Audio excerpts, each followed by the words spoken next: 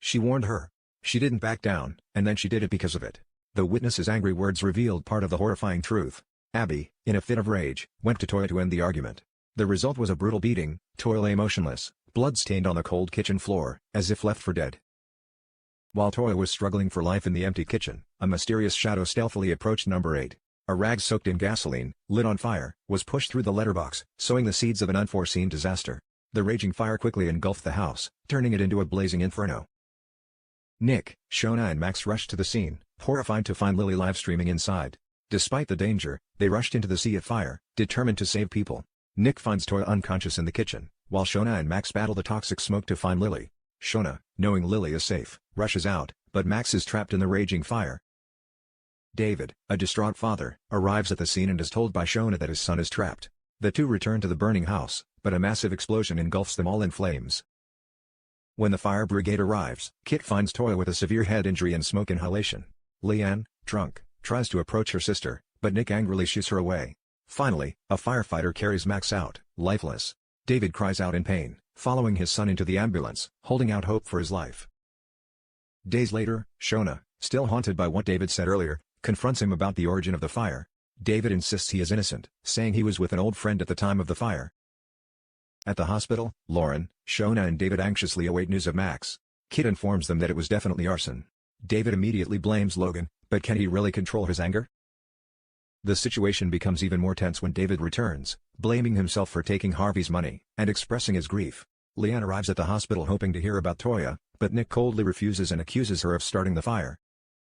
Everyone remembers that just last week, Leanne had a jealous fit and nearly started a fire in Nick and Toya's apartment. She put their passports in the toaster because she didn't want them to go on holiday together. Leanne insists that she was at Oliver's grave when the fire broke out, but Steve quickly realizes she is lying. Leanne admitted that she was so drunk she couldn't remember exactly where she was. She only remembered seeing Toya enter number 8, and then everything became a blur until she woke up in the park, next to a box of matches. Meanwhile, Kevin and Debbie were worried because they couldn't get in touch with Abby. She quietly went home to get her things, then hurried away when she heard them. When Kevin got a call from Wendy, the babysitter, to say that Abby had come to pick up Alfie looking strange, he was overcome with fear. Maybe, because of PTSD, she doesn't know what she did, Sally analyzed. She saw the house on fire, she doesn't understand what happened, but she knows it was probably her fault. She was there, angry, there was a conflict, but she doesn't remember. Then she put the pieces together, and it was a mistake. Kevin was shocked to realize that one of the gas cans was missing. He checked the security cameras and found a hooded figure rummaging around in the garage. Could it be Abby? When Andy went to the hair salon to find David, Sarah took the message. Andy refused, but exchanged a mysterious look with Todd. Todd revealed that he met Andy at a rave in memory of Paul, and that Andy was a cellmate of Paul and David. Todd also remembered that Andy had been in prison for insurance fraud. This information prompted Sarah to immediately report to Nick. Eventually, David was questioned by the police. He claims his innocence and tells Kit that he was in Denton with Andy. But when Kit informs him that Andy doesn't confirm David's story, he is immediately arrested. Meanwhile, in another development, Tracy panics when she can't contact Amy.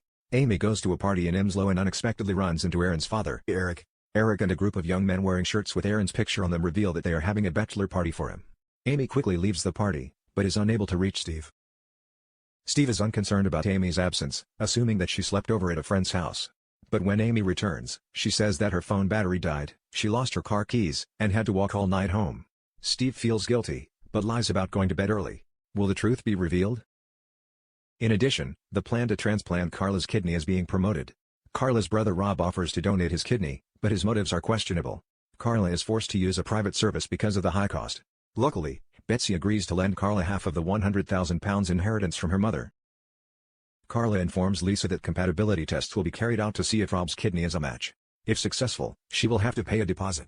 Carla visits her brother in prison, but he is upset when he learns that he does not need to go to the hospital. Mysteries pile up, suspicions are rife, and the fire burns everything down. Who is behind this tragedy? What truth will be revealed? What relationships will be destroyed?